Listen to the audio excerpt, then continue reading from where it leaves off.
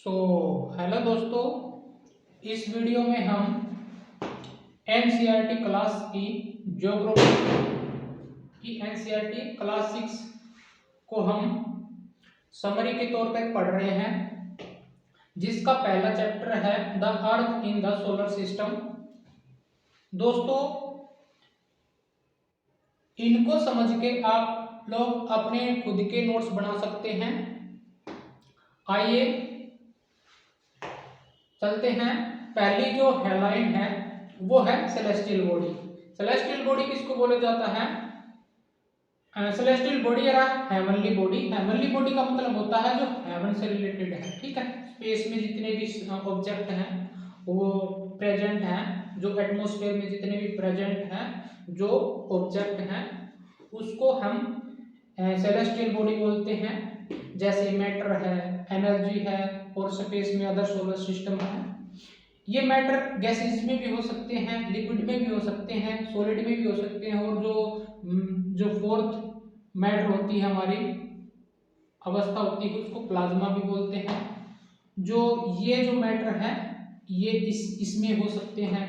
Energy hot और cold भी ये भी एटमॉस्फेयर में पाई जाती है, और स्पेस में जैसे सोलर सिस्टम है, सन, हमारे जो प्लेनेट है, वो इस सब को मिला के हम क्या बोलते हैं? सेलेस्टियल बॉडी बोलते हैं।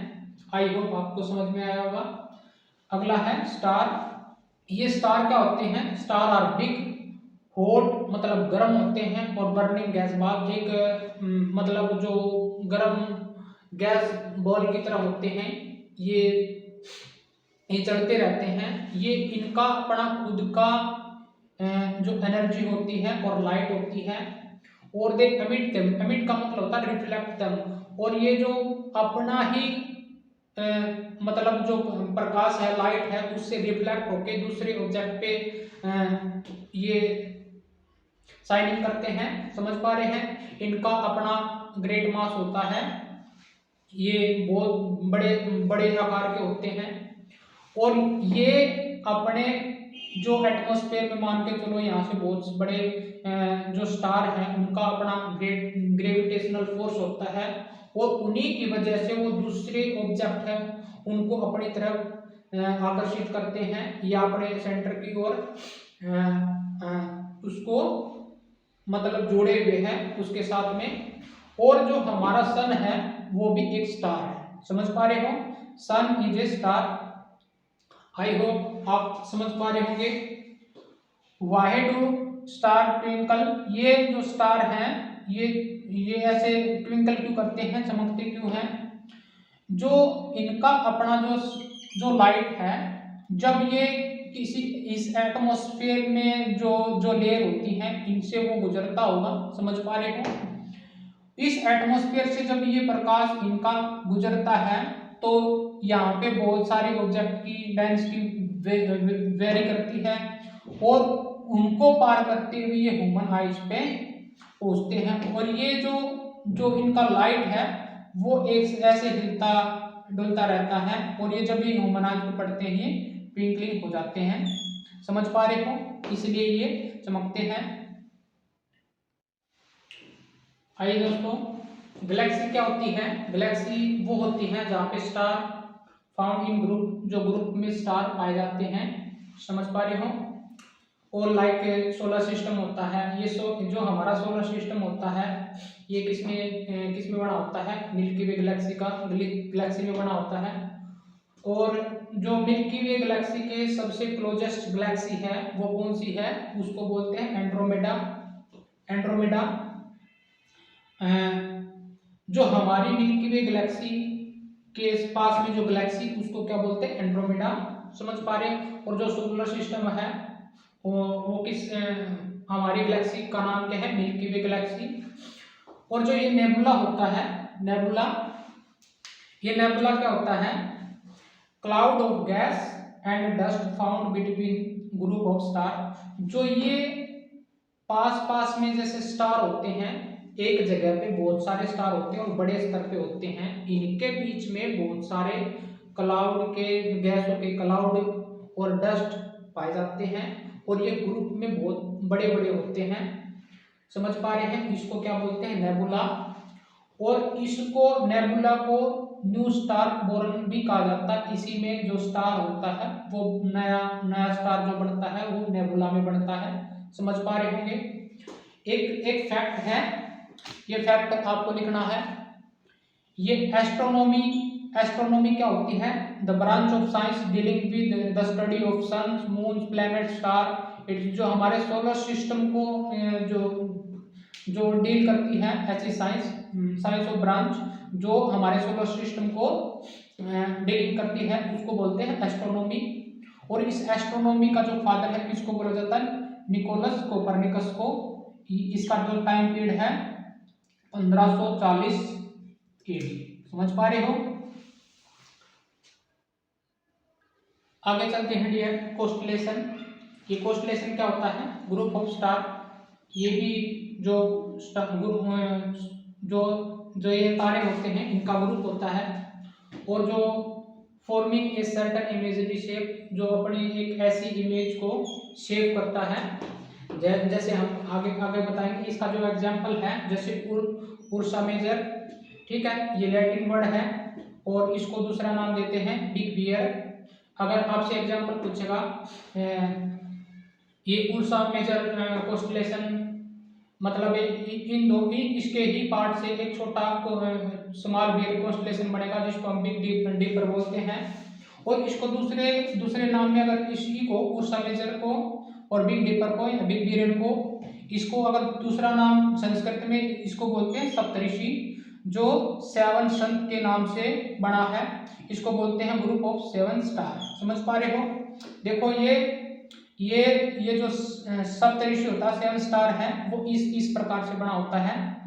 इस एज को हम यहाँ से मान के चल, इस पॉइंटर को मान के अगर हम इसके नॉर्थ साइड पे देखें तो ये जो बड़ा स्टार बने रात को दिखाई देंगे, ये 7 के स्टार, ऐसी इमेज इसकी दिखाई देती है। सप्तऋषि जो तारा बोलते हैं। और इसको पॉइंटर मान के अगर हम नॉर्थ में देखें तो इस जो ये स्टार है इसको क्या बोलते हैं? Pole star. इसको नॉर्थ स्टार भी बोलते हैं, इसको पोलैरिस भी बोलते हैं। ये जहाँ पे जो ये नेवी में पहले जो आदमी होते थे, जो समुद्रों में बड़ी बड़ी जहाजों में जाते थे, इस पोल स्टार के माध्यम से ही ये पता लगा पाते थे कि हम किस डायरेक्शन में जा रहे हैं या फिर सही डायरेक्शन में जा रहे हैं। इसी के माध्यम से उसकी टाइमिंग को देखते थे कि हम सही जा रहे हैं। समझ पा रहे हो। ये हमारा उर्सा मेजर एक एग्जाम्पल है ये। आइए दोस्तों सोलर सिस्टम के बारे में पढ़ते हैं। दे आर 100% मास, ठीक है, ये अपना 100% मास रखते हैं।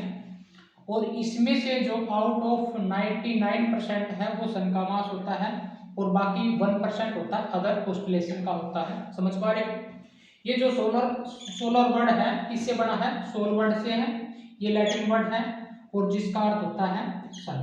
ये सन से रिलेटेड है और ये हमारे सोलर सिस्टम को फॉर्मिंग करता है। ये सन को फॉर्मिंग करता है, जिसमें हमारे पास में एक सन है, 8 प्लेनेट है, सैटेलाइट है, अदर कोलेस्ट्रल बॉडी है। इनको सबको मिलाकर हम क्या बोलते हैं? सोलर सिस्टम बोलते हैं। समझ पा रहे। एक कॉस्मिक ईयर क्या होता है? Time taken by the solar system to complete one orbit around the Milky Way. जो हमारी मिल्की वे है, एक मिल्की वे गैलेक्सी के चारों ओर जो सोलर सिस्टम एक साल में जो कंप्लीट साल में जितना टाइम लेता है उसको हम कॉस्मिक ईयर के नाम से बोलते हैं। और इसका टाइम पीरियड है 26,000 ईयर। एक बार में जो ऑर्बिट है, जो सोलर सिस्टम है, वो मिल्की वे के अराउंड कितने सालों में करती है? 26,000 ईयर में करती है। समझ पा रहे हो। आगे है सन ह्यूज होता है बड़ा, and made up of gas. ये गैस का बना होता है, बहुत बड़ा, और ये हॉट होता है, बहुत ज्यादा गर्म होता है। इसको येलो ड्वार्फ भी बोलते हैं, ठीक है, क्योंकि ये जलता रहता है। उस पीले रंग के कारण इसको ड्वार्फ, येलो ड्वार्फ भी बोला जाता है। और ये किसका भाग है? Part of milky way Galaxy.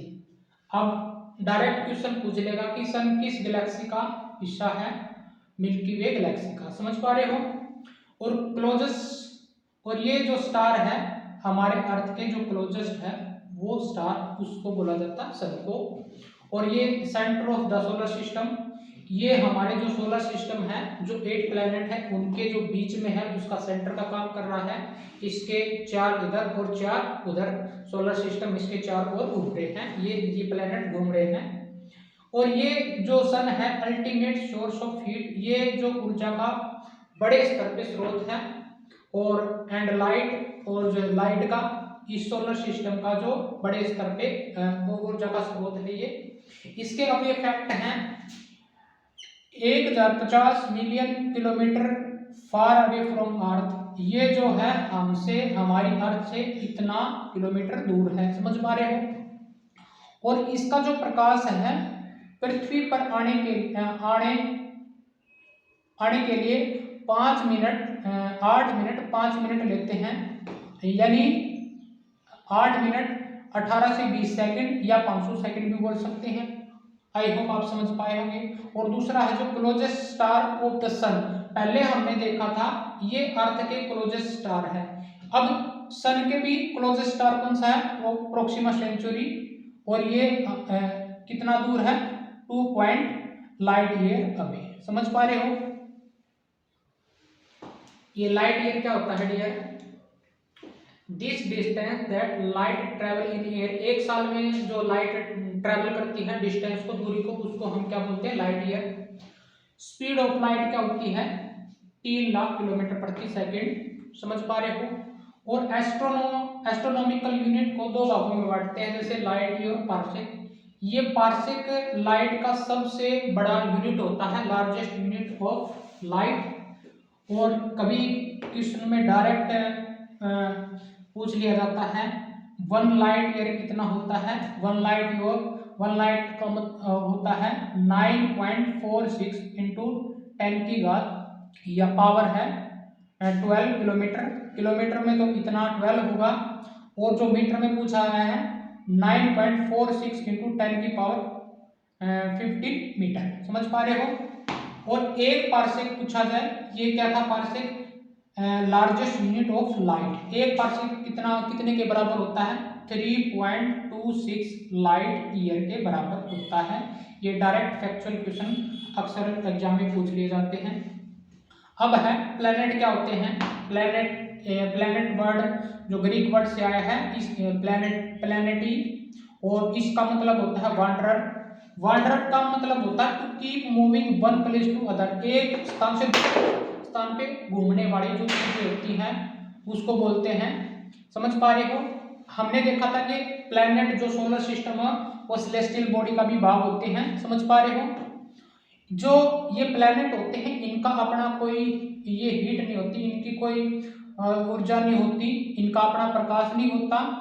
अब इसमें प्लैनेट और स्टार में सिर्फ यही अंतर होता है, स्टार का अपना प्रकाश होता है, हीट होता है, उनको बड़े भागों, बड़े उसमें गोले के रूप में होते हैं स्टार। प्लैनेट में ना लाइट होती ना उनका अपना प्रकाश होता, समझ पा रहे हो। और ये सिर्फ जो सन की लाइट से रिफ्लेक्ट हो जाते हैं या चमकते हैं या घूमते हैं, समझ पा रहे हो।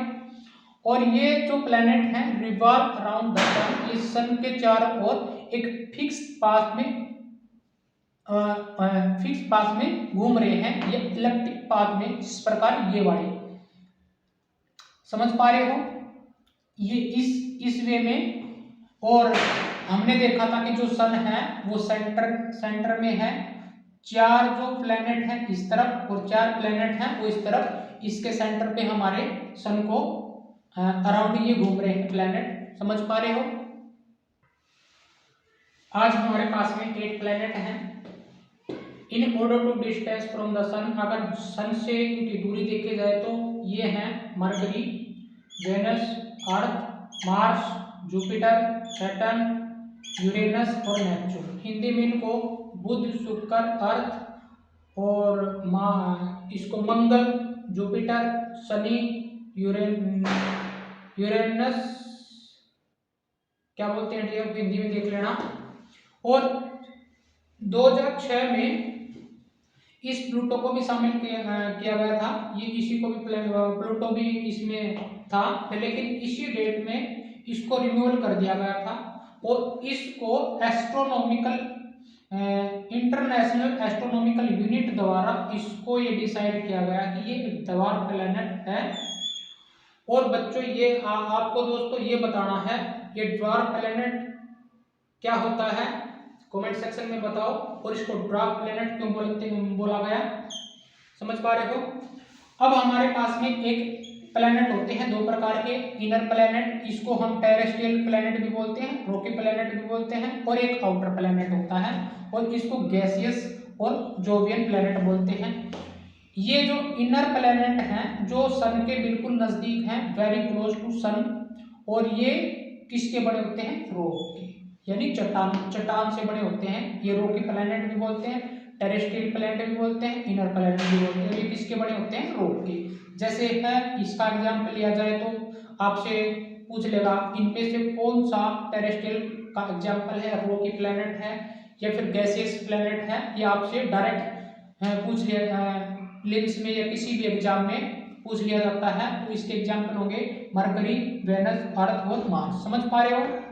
और जो आउटर प्लैनेट है, जो गैसियस प्लैनेट जिनको जो गैस से बने हुए हैं, और जोवियन का मतलब है जुपिटर, जैसे जुपिटर से इसका नाम लिया गया जोवियन से, जुपिटर से लिया गया है जोवियन, जो सन से बहुत दूर है और ये बहुत बड़े आकार में ग्रह हैं। और ये मेडअप ऑफ किसके, ये गैस के हैं और लिक्विड के बने होते हैं, समझ पा रहे हो। ये गैस के और ये रॉक के, इनमें ये डिफरेंस होता है। जैसे हमारे पास में जुपिटर है, सैटर्न है, यूरेनस और बाकी चार जो बचे हैं उनको हम क्या बोलते हैं, गैसेस, समझ पा रहे हो। ये देखिए दोस्तों, ये हमारा सोलर सिस्टम है। हमने सन के बारे में पढ़ा था, ये जो हमारा ये सेंटर का काम कर रहा है इन प्लैनेट्स में, ये बीच में है, चार इसके इधर और चार इसके चारों ओर, ये ऐसे चक्कर लगा रहे हैं। अगर इसके डिस्टेंस की बात की जाए तो पहला जो प्लैनेट होगा वो हमारा मरकरी है, समझ पा रहे हैं। इन वेनस है, ये अर्थ है, ये मार्स है।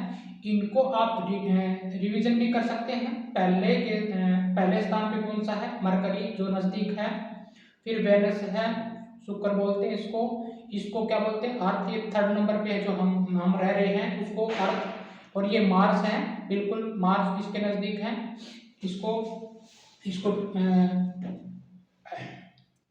इसके बीच में इनको चारों को क्या बोलता है, इनर प्लैनेट बोलते हैं, रॉकी प्लैनेट बोलते हैं, टेरेस्ट्रियल प्लैनेट बोलते हैं, समझ पा रहे हैं। इन चारों प्लैनेट के बीच में एक बेल्ट पाई जाती है, उसको क्या बोलते हैं, एस्ट्रॉयड बेल्ट, समझ पा रहे हैं।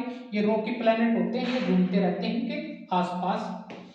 और कहने का मतलब है ये मतलब ग्रेविटेशनल फोर्स के कारण यहाँ पे उन्होंने बेल्ट बना दी इसके बीच में से।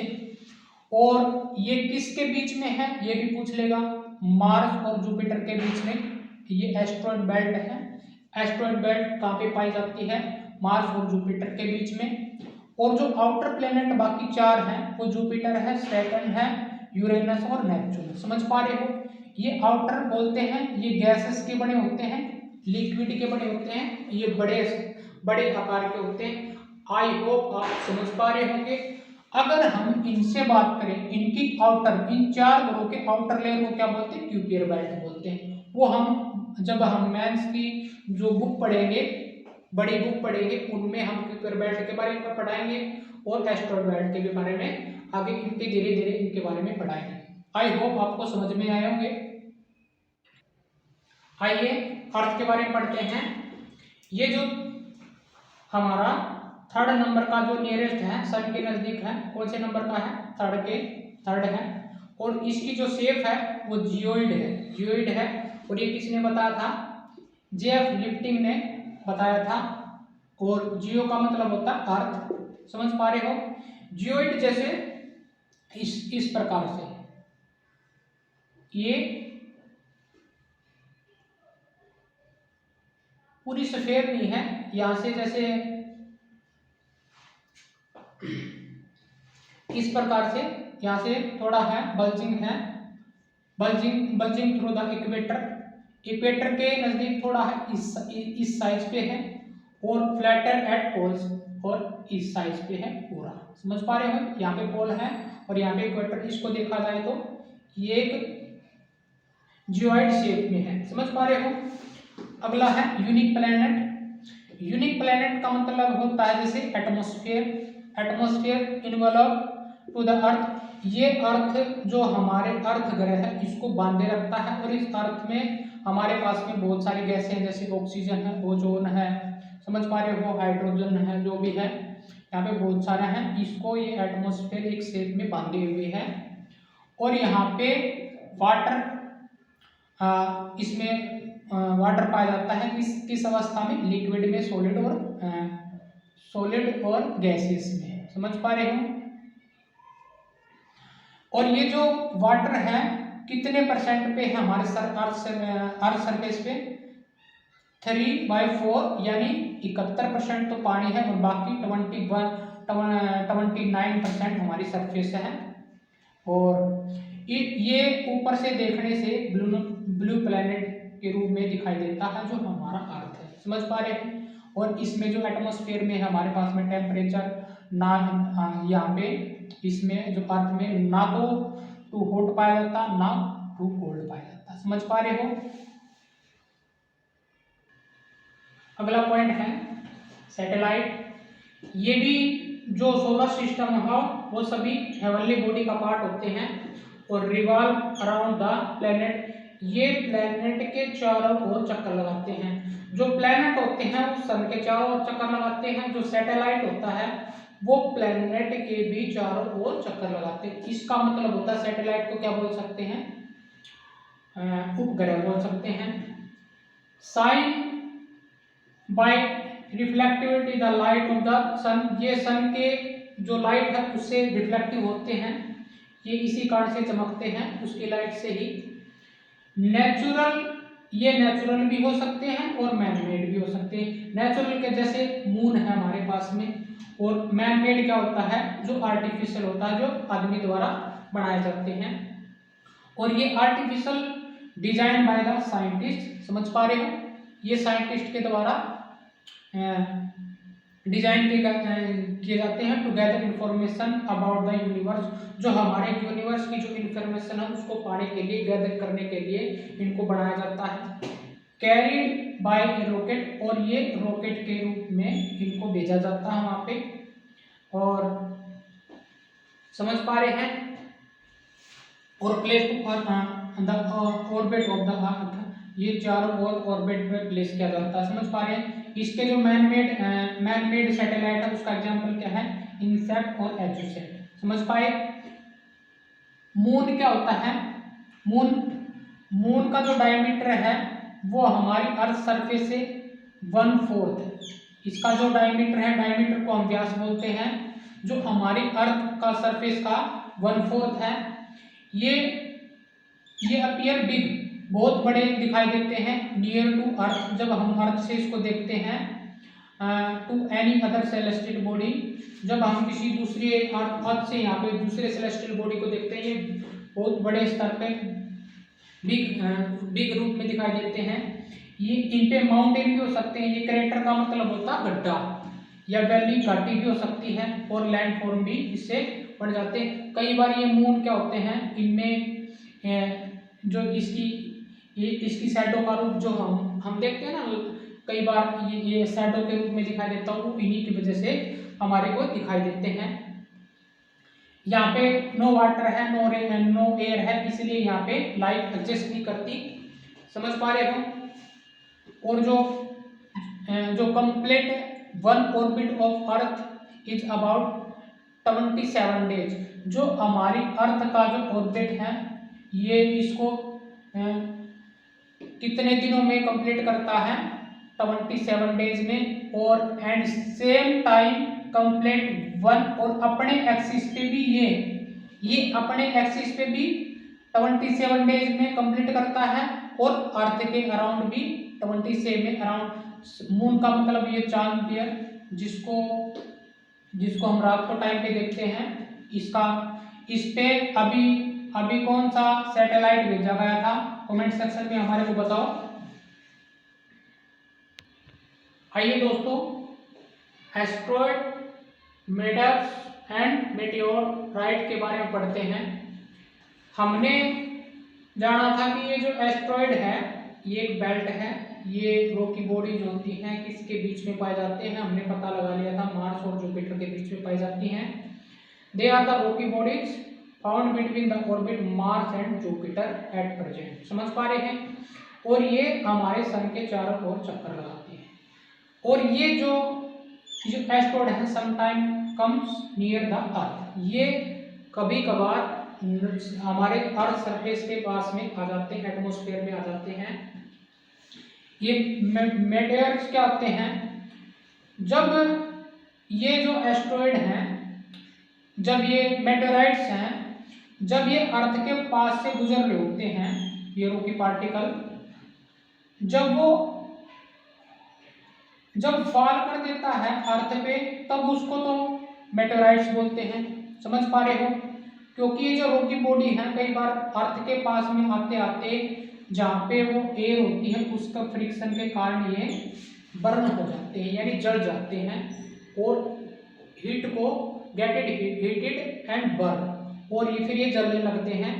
इसके साथ में जो ये मेटेराइट्स हैं passing through the earth surface due to the friction with air, इस हवा के फ्रिक्शन से और जो मैटर और पाए जाते उनके कारण ये हीटेड हो जाते, गर्म हो जाते और जलने लगते हैं।